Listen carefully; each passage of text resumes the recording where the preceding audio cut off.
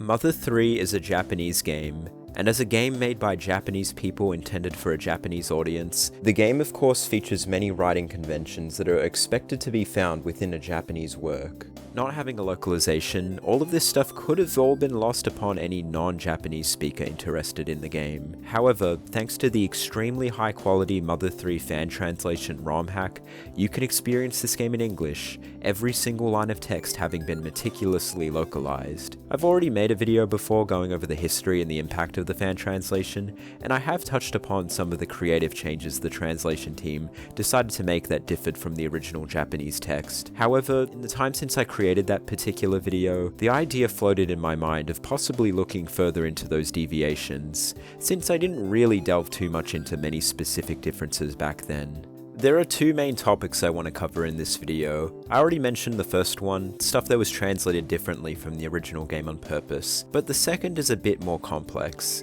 It's stuff that was written and localized in the best possible way they could have to preserve the original text's meaning, but due to the nature of the localization process, unintentionally takes on a bit of a different meaning. Even though both those circumstances during the translation process are different, they can both result in the same thing, which is, the interpretations and knowledge fans generally tend to have can be different if they played the game in English, when compared to how someone who would have played it in Japanese would be more inclined to interpret things. Now, I wasn't sure exactly on what would be the best way to structure a video of this nature, but I've decided that it would just be best to clarify each time when something was the first topic of the team intentionally making differing localization choices, or the second one of meaning and wording that was simply lost in translation, as well as a few particular examples that are actually somewhere in the middle. That said, in regards to things that were changed in the fan translation on purpose, it's almost exclusively name changes, such as for locations and characters, but even changes that seem relatively small like that can affect our knowledge of certain things. The best example I can think of is with this location from the game. In the fan translation, you probably know that this place is called Cerulean Beach. However, that's not the name it had in the original version of the game. In Japanese, it's called Oroko Kaigan, which translates to Great Scale Beach. Obviously, these two names are very different, but as a result of the fan translation giving this different name, it meant that back around 2019 and 2020, me and a bunch of others missed some detail for a while regarding some Earthbound 64 material. As it turns out, Great Scale Beach in the N64 version was meant to be an entire separate town to Tazmily, known as Great Scale Village. In the game, a Kraken attacks the village, and one of the villagers in Tazmily mentions that there's been a great scale uproar as a result. Back around 2019 and 2020, the community was much smaller and no one randomly knew about things such as the names of locations having been changed in the fan translation. Therefore, as a result, it took quite a while before anyone picked up on the fact that, with this NPC mentioning the Oroko uproar, that for one thing, it shouldn't be translated literally as Oroko, but also that once you do translate it as great scale, it isn't being used as an adjective, but due to the fan translation having changed the name of Great Scale Beach to Cerulean Beach, this was lost upon us English fans for a pretty extended period of time.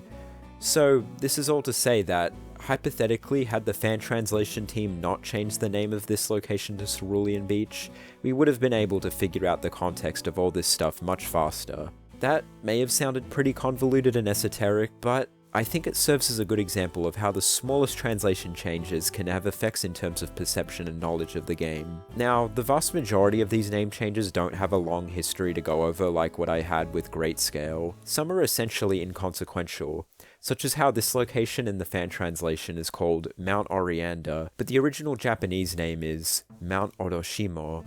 An interesting example to me though is how Tane Tane Island is called Tanahineri Island in the Japanese version, but in the files to the game it is actually called Tane Tane, indicating that was a prototype name, and the fan translation team simply opted to use that prototype name instead. The Sunset Cemetery is another example. It's called Misoshire Cemetery in the final Japanese game, but instead called Sunset Cemetery in the debug room, and that's what the fan translation team opted to use.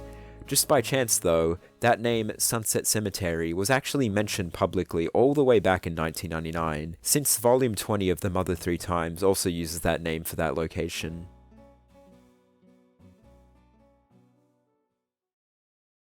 Earlier I mentioned particular examples that managed to fall between both the topics I brought up in the video, and what I'm about to bring up is one of them, but it isn't a location name, but actually a name of an attack. The natural killer cyborg from Chapter 8 has an attack it performs called the End of the Century Beam. In Japanese, the attack is called the Seiki Matsu Bimu. Seiki Matsu, when translated literally, means end of the century, but it can also mean something to the effect of end times, which we would also possibly word as end of an era, or more commonly, the word apocalypse. Therefore, a less literal and debatably closer translation to the meaning of the Japanese name of this move would be Apocalypse Beam. And given that shortly after this in the chapter, the apocalypse does happen, it makes sense foreshadowing-wise. I say this is something that lands between both being a conscious localization difference and something that was lost in translation because, while yes, End of the Century Beam is technically not an incorrect translation literally, I think Apocalypse Beam is actually probably closer to how the text would have been interpreted by Japanese players. But some of these translation quirks are just unavoidable during its process. One thing that was translated perfectly is the prayer sanctuary. In Japanese, it's Pureya no Inoriba, which literally would translate to prayer sanctuary as I said. However, there's a pun here that would be lost upon English speakers. Since the name in Japanese is written using katakana, saying pureya sounds like prayer, but also sounds like the word player. And what do you do in this location? You give the player's name, meaning it's not just the prayer sanctuary, but also the player sanctuary. Like I said, the translated name of Prayer Sanctuary is essentially perfect, but there was a loss of meaning with the original Japanese name when it was translated into English. That being, we lost that pun. Speaking of puns, there's actually plenty in the Japanese version that simply put, the vast majority of English speakers would not know about while playing the game. Besides the Prayer Sanctuary one I just went over now, there's also salsa and samba. Hey, I'm finally talking about some of the game's characters. In Japanese, salsa's name is pronounced saru-sa. Saru means monkey, sa can work as a grammatical suffix, which in the simplest terms means that salsa's name loosely can mean I am a monkey or this is a monkey. Samba's name is saruko in Japan. As I said, saru means monkey, and while the sa part in Japan is a common suffix for both boy and girl names, ko is specifically for girls. Saru-sa also happens to be the Japanese word for the English word salsa, so that translation there was smooth, but there is no English word for saruko. Its literal translation therefore is just monkey girl. As a result, a creative decision was made by the fan translation devs to rename her Samba, not just because it corresponded nicely with the word salsa because of the music motif, but also to reference Samba de Amigo, another game with monkeys in it. Now, am I trying to suggest an English player not knowing that salsa and samba's names are supposed to have the word monkey worked into them as a pun would seriously tarnish their experience with the game? Of course not, and I wouldn't want anyone to think that way. That's just silly. It's still interesting to learn about these discrepancies, however, and since I'm talking about the actual characters from the game now, I'd like to segue into some stuff regarding Duster and Kumatora. This is now where we get more into the territory of things that because of changes to the game's text by the fan translation, it contributes to different interpretations of things, and it has to do with the long-time debate in the fandom regarding how old Kumatora is. When Duster joins the DCMC, he's given the name Lucky in the fan translation, named after one of the Runaway 5 members from Earthbound. In the Japanese version, he's named Tamekichi. In Japanese, when looking at the kanji for a word, it can give additional meaning for something, and the kanji for this name can be translated literally as good fortune, but also as fake fortune, which you could say would serve as a nod towards his falsified identity as a member of the DCMC. This of course isn't something you'd think of though with the English name. In a similar vein, when Kumatora is a waitress at Club Tiribu, she has the name Violet in the fan translation, but in Japanese she's called Yoshikoshi, which translates to nice hips. Obviously the name is a jab at the misogynist nicknames you'd expect to see for waitresses at nightclubs and stuff, but it does give a hint towards something else. Unless you're to assume the developers of Mother 3 themselves are creeps, you'd assume that with a waitress name like that, Kumatora would absolutely have to be of an adult age. With this context of that name lost upon English audiences though, it takes away that strong hint towards that part of her character. If you look up old English fandom posts from around the internet, You'll see lots and lots of people who have interpreted Kumatora to be particularly young, even young enough to have been working at Club Titiboo illegally, but again, I'm not going to assume the developers intentionally implicated themselves as creeps making an underage character work there, rather than the much more logical explanation of her just being an adult. And then funnily enough in 2024, they just casually dropped the info that she is an adult. So yeah, there you go. But yes, that there is an example of a common English player's interpretation of something being different than what you would expect from a Japanese player. I can tell you, even though I've read through hundreds and hundreds of Japanese fan thoughts of Mother 3, I've never once seen Kumatora's age be something that's been debated or seen as unclear. Speaking about character ages, it's never been made clear within the game just how long the Magifolk can live for. We just know they have an extremely long lifespan, much longer than humans. Although, there's something in the Japanese script of the game that suggests something more concrete. Towards the start of Chapter 7, Ionia says, "Our millennia-long lives over," when talking about their fate after the needles getting pulled. Millennia typically just means 2,000 or more years, without being specific. Meanwhile, the Japanese version of the game very specifically says they have a 10,000 year lifespan. So, does this mean the fan translation mistranslated this? Well, I'd say this is a bit of an example of what I described as running down the middle again. The Japanese version saying 10,000, while that is a specific number, might have been there to suggest just, oh, this is something that takes place over a really long time, not meaning to have been super literal having stated that particular number. Over there, counting in increments of 10,000 is far more common than what you'd expect to see in the West. They even have a specific term for it in Japan. But I feel like it would have probably just been a better translation choice to just go with 10,000 in English too. It clear as day says it in the Japanese version. But I'm not sure. I've brought up this particular localization choice to a bunch of other fans of the game, and I've seen mixed opinions regarding either people thinking they translated it the best way they could have, or it should have just been closer to the Japanese script. I'm interested to know what you all think. I ain't done talking yet though. It's time to get into the heavy hitters of this video. Most of what I've covered so far in this video has just been character and location names, mostly relating to my first point of intentional differing localization choices, but what about that second one, stuff that simply was unintentionally lost in translation? It's time to look at some super interesting examples. Something small but notable I want to cover is how Jackie in Chapter 1 mentions God, as in he believes Hinawa will be okay because God will look out for her. Naturally, when an English player would read this, their first thought would almost certainly be Christianity specifically, but the use of the name God in Japanese doesn't actually refer to that explicitly. In the cases of entertainment and media, typically God being used over there usually means that it's referring to a fictional religion with its own God. Therefore, while an English player may interpret this as characters having some sort of Abrahamic religion in their society, a Japanese player would be inclined to think otherwise.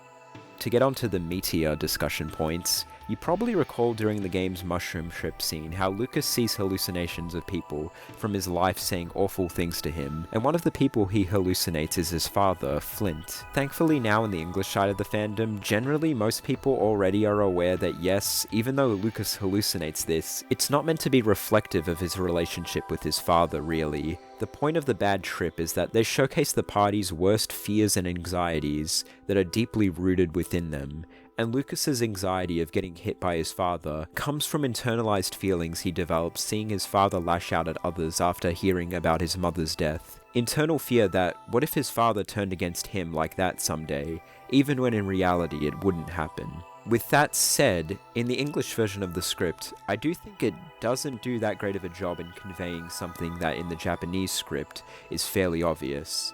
That being, the hallucinations of Flint talk very differently to every other instance of Flint's dialogue you can find in the game. Now, I have to preface this by saying, this following analysis isn't really much of my own research. This is an adaptation of a wonderful Tumblr post I found by the blog Duty Bound Extras, with some contributions from yours truly. I'd just like to shout out the owner of the blog, Love Kirby Forever, who not only was nice enough to graciously let me adapt this post for this video, but also updated this old post to fix up any inaccuracies before I made this video. This post helped inspire me to make this whole video, and if you're interested in reading the original, I highly recommend checking the link to the full thing in the video description. Some of the stuff in this is worded far more intelligently than I could hope to write myself, so apologies if for any of this it sounds like I'm reading anything verbatim.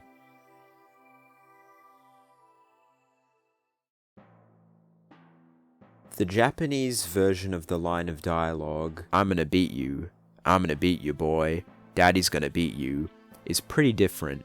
The line goes as follows: "Nagetu yadu, omae wo nagetu yadu, otosan ga omae wo nagetu yadu." There's three big things to discuss from here.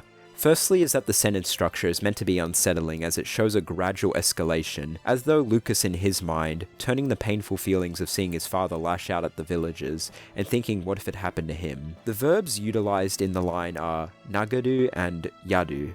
Nagaru means to strike or hit or punch, and the simplest way to explain yadu is that it's a pretty impolite way of saying to do. If you were to make a literal translation as close to the Japanese text as possible, you'd wind up with something like this. Going to strike you. Dad is going to strike you. You probably know that Japanese is a language that thrives on being extremely vague typically, but here it is making a point to gradually clarify who is getting hit and who is doing the hitting. This seems to be helping with making it feel dramatic, as though we're getting into Lucas's psyche about this, which, to explain this literally, think of it as, someone's gonna hit something, that's not good. Someone's gonna hit me, that's bad. Dad's gonna hit me, that's extremely bad. The escalation in tension paints the picture well. The second big thing is something I mentioned before. Here's a breakdown of how exactly Tane hallucination Flint doesn't talk like normal Flint. This has to do with the part of the final sentence that reads as dad in all caps. The usage of the ga particle places emphasis on the word dad, hence the capitalization of it in English, for intensity's sake. There is an example of the fan translation making a similar translation choice later on, where Flint states, "Omae ga," therefore the you being capitalized in Flint telling Lucas that he must pull the last needle. Anyways, it's not unheard of for a father character to refer to himself as Oto-san, but specifically, Flint never does this. Flint consistently uses the hiragana ore when referring to himself, even when speaking to Lucas.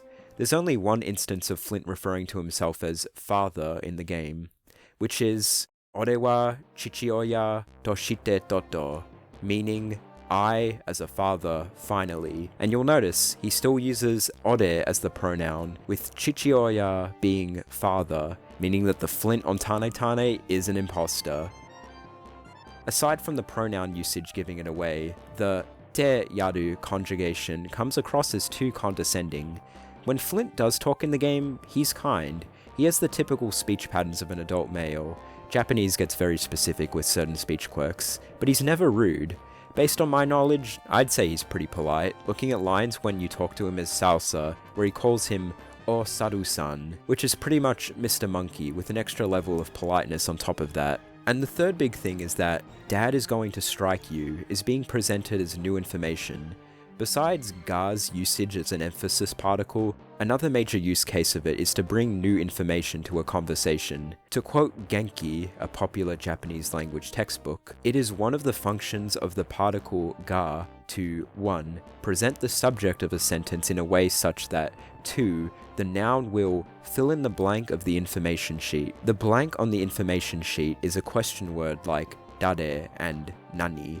By saying Otosan ga omae wo nagetu yadu, it is implying that Lucas is wondering, who is going to hit me? Ga implies that Tane Flint was answering Lucas's question.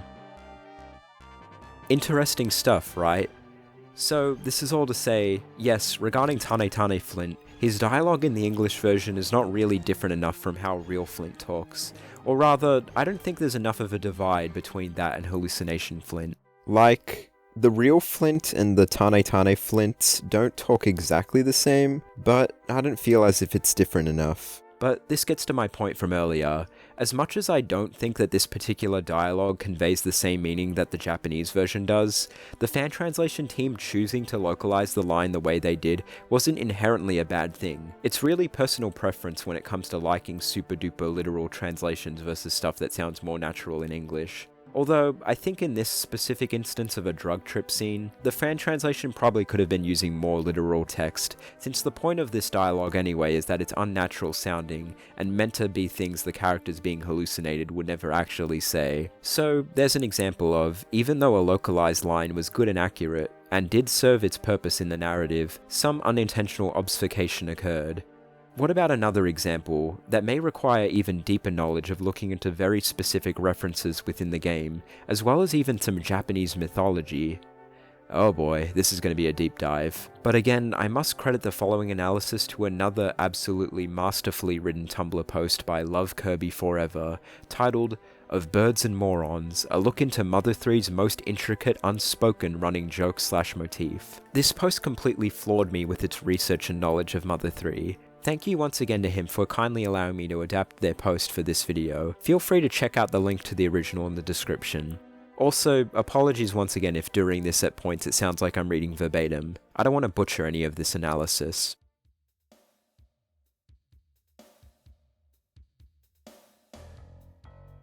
So, did you know Duster and Wes have a bird motif going on? There's a lot to go over regarding this. To start, if you go back to Wes to speak to him after Ionia joins you in Chapter 7, he'll say, "I have the ability to tell fortunes when asleep.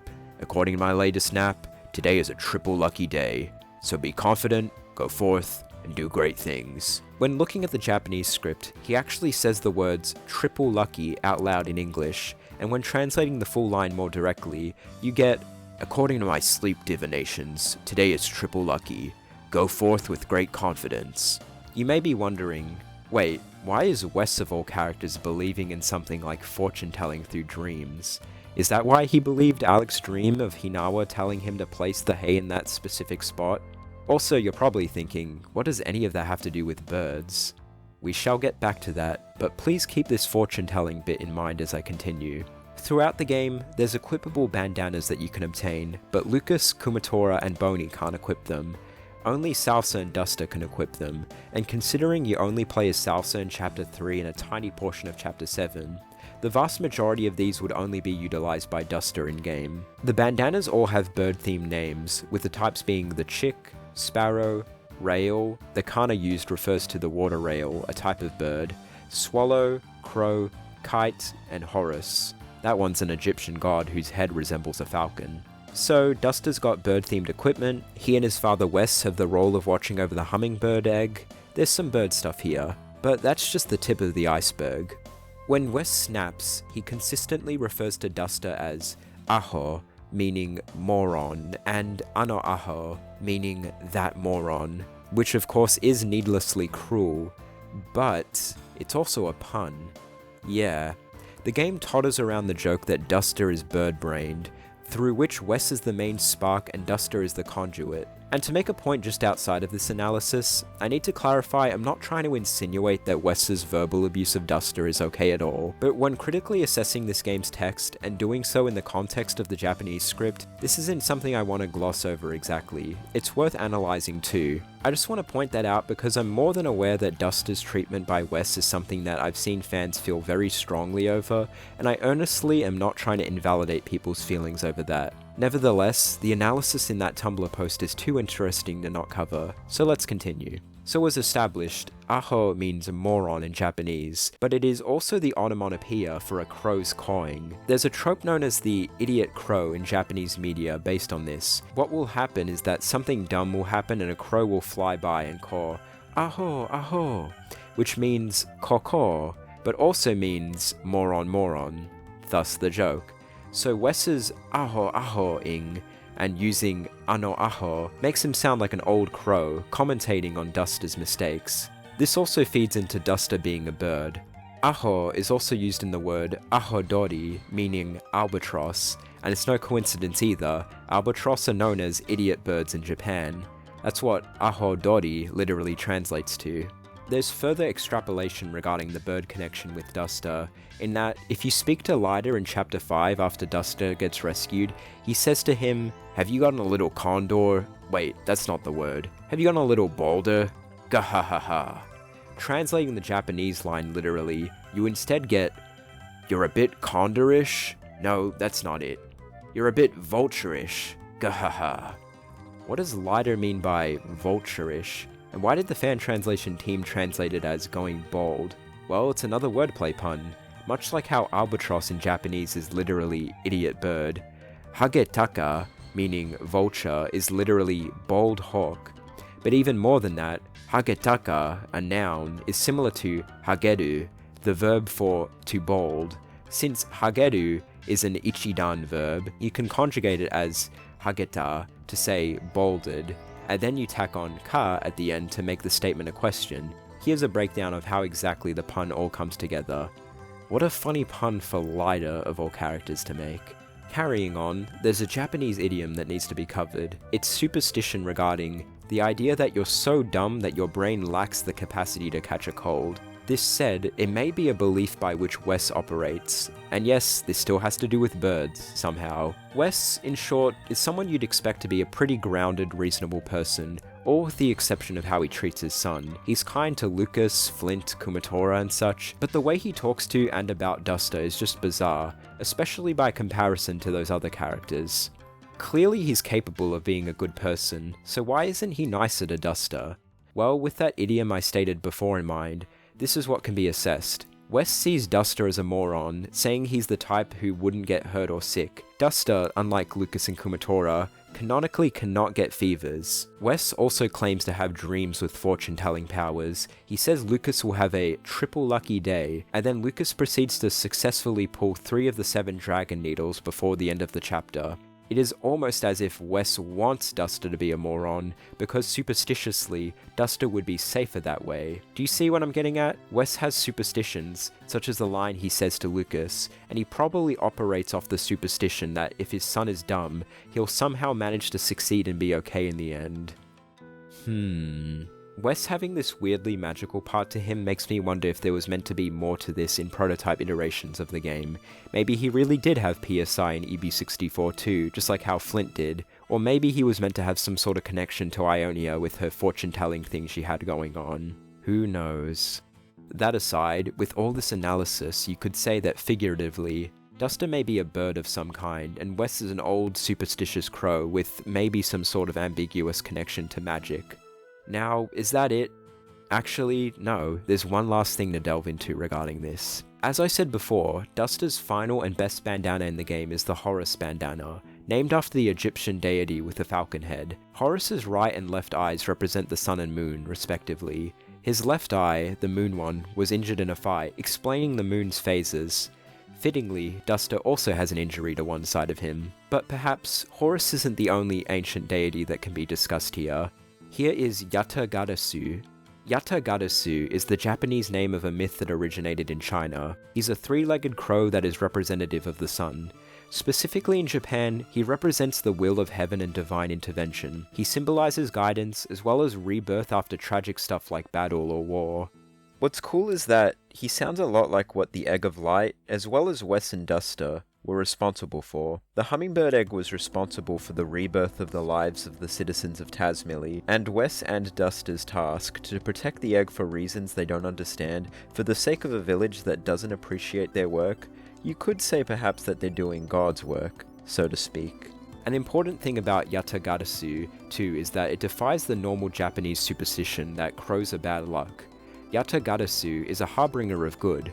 I can't say at all if any of this was intentional on the developers' parts or not, but I think what Love Kirby Forever's theory of comparing Duster, Wes, and the Egg of Light to it is pretty solid, as he maintains in his original post.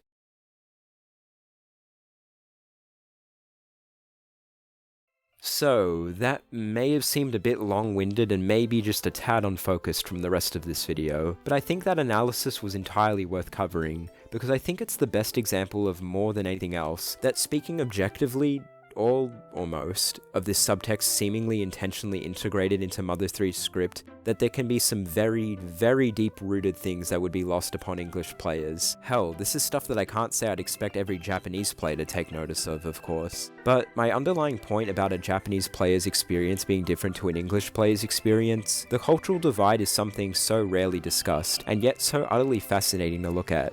I'd love to see people make more videos about this sort of topic with other games too. I've been so happy getting to make one about Mother 3, a game I strive to learn everything I can about it. Anyways, with the conclusion of this video being reached, I must pose this question that I did ask in the standalone fan translation history video previously, but I feel like is relevant here once more. Do we need a retranslation of Mother 3? Is the text in the game really close enough to the Japanese version that it can be? It's true to say that no translation from Japanese to English, whether it be official or not, can be perfect in the literal sense. There will always be discrepancies that arise from just how different those two languages are. Coupling this with some of the creative changes that occurred during the fan translation process, it makes for a rather interesting thing to look at, in terms of, because of the way certain things were translated, it means that people who played the game in English generally have different reactions and interpretations of several things within the game, when compared to how someone who would have played the game in Japanese would be more inclined to interpret things, and I hope I've demonstrated that with all the examples and analysis I've gone over in this video.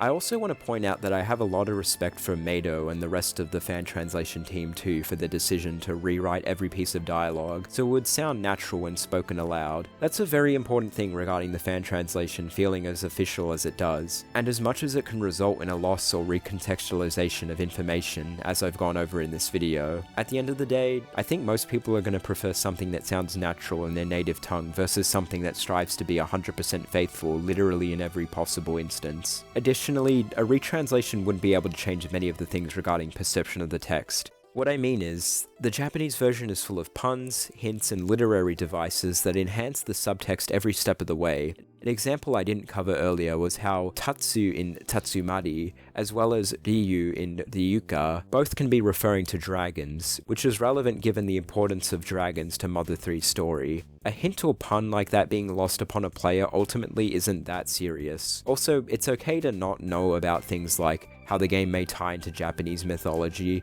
or a new example, realizing one of the lines in the game is referencing a random Japanese rock song. These losses are ultimately sort of negligible when it comes to localization, and honestly, the best we can do as fans is make documents, essays, and videos going over these differences for other fans to watch and learn more about the game they care about. Like I said too, do this for other games as well. It's intriguing stuff.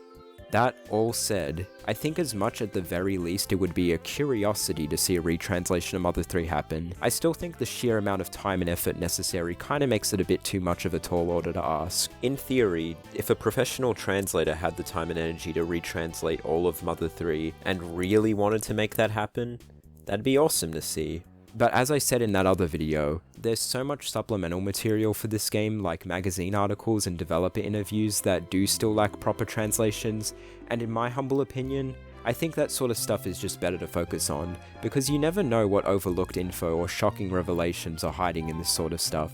Also, regarding a retranslation of Mother 3, some people may just not be up for playing through all of that, and just happen to be particularly attached to the way the fan translation is written and stuff like the names it utilizes, and that's totally okay. You can't just let go of certain things you associate with a game, if that's what you've come to know after years of having enjoyed something.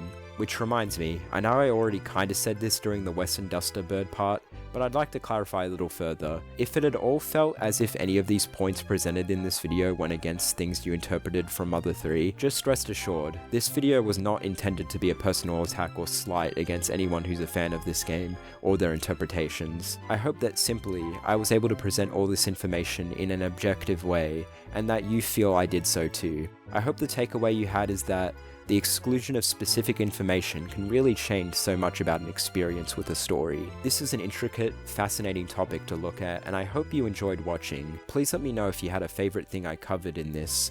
I do want to see more discussion surrounding this topic. Leave a like on this because it helps out a lot. Anyways, I'll be back again soon, hopefully with more videos. Yeah, just subscribe to me if you haven't already. Who else are you expecting me to talk about? I don't know. Nana's dad.